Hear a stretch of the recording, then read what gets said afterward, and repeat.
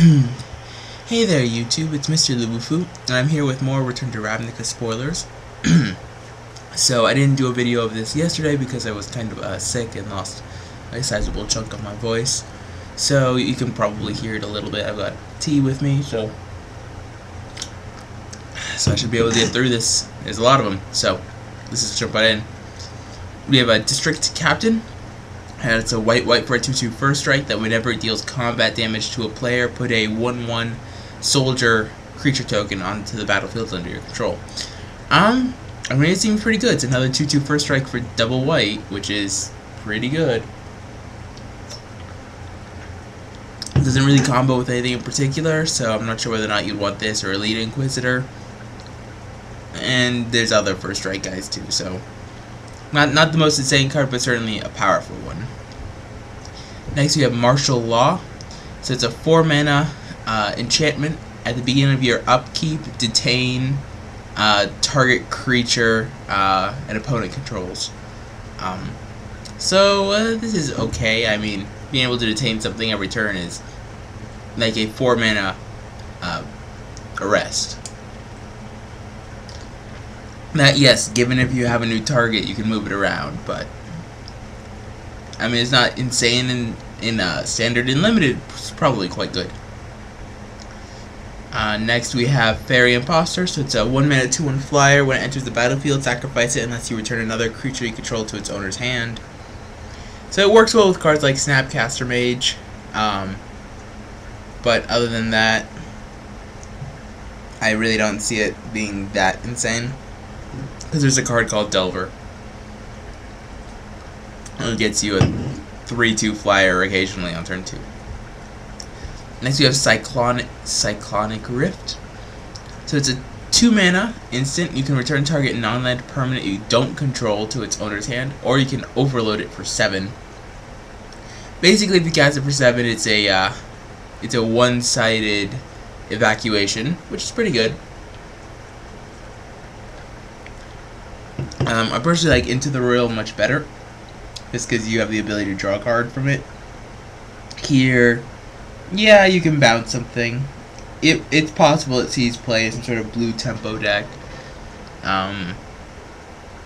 but I really don't like it all that much because you're not really going to reach the overload costs terribly quick, which is probably what they intended when they designed it.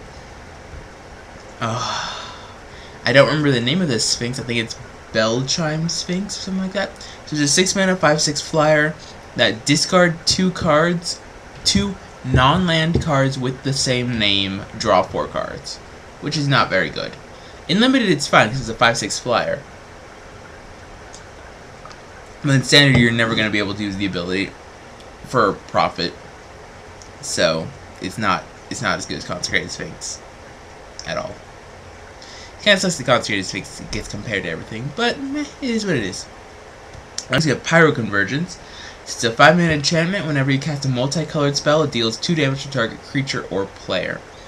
Now, I had fun when I was drafting Scars of Meriden block, drafting Furnace Celebration decks. And this reminds me a lot of it. It's a lot more expensive, which is a little bit unfortunate.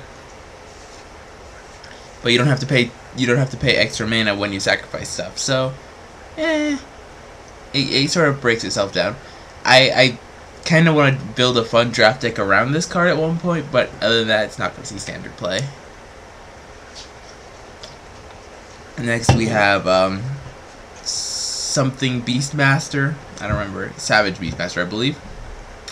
It's a 3-mana 1/1 that whenever Savage Beastmaster attacks, other attacking creatures you control gain +X/+X, where X is Savage Beastmaster's power. So slap a Rancor on this, it's pretty good. It works well with Champion of Lamold. And I mean, I want to make it good, but I don't know if with cards like Bonfire of the Damned it's actually possible. Great with Craterhoof Behemoth though. Next you have Epic Experiment, which I love the name. So it's X blue red, exile the top X cards of your library. For an instant and sorcery, for each instant and sorcery with converted mana cost X or less, you may cast it without paying its mana cost. So it's basically the Is It version of Genesis Wave. And gets instants or sorceries instead. I mean, it's a fun card. I don't know how broken it's gonna be, but it seems like it really does seem epic, which is pretty cool. It's unfortunate they couldn't put the actual epic keyword on it, but it makes sense. It's an X spell.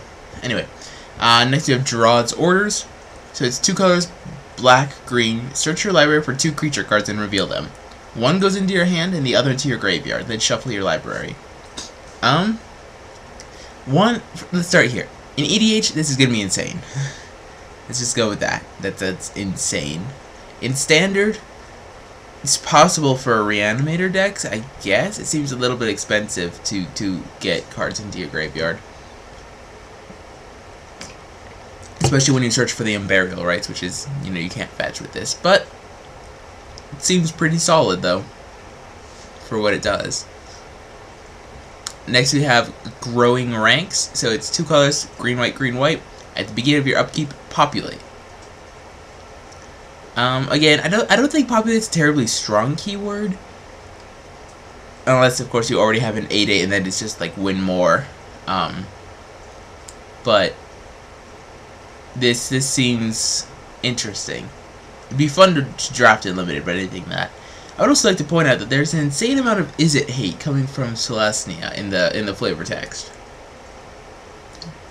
If you read through the Celestia cards, there's a lot of hate towards Is It.